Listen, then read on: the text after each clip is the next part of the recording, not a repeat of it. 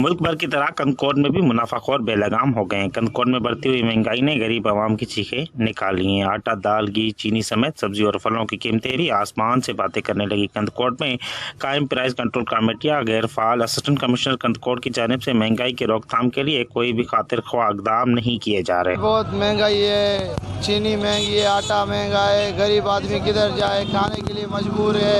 हर चीज़ महंगी है। टमाटर भी 100 रुपये किलो चल रहा है। घी तेल का तो पूछ भी मत, हर चीज़ महंगाई है। हम 200-300 रुपये दिहाड़ी उठा रहे हैं, 200-300 में क्या होगा। 300 रुपया असांखे दिहाड़ी मिले तो काॾे वञूं? मसवाड़ ॾियूं, ॿारनि खे पालूं, बीमारी सीमारी काॾे वञूं?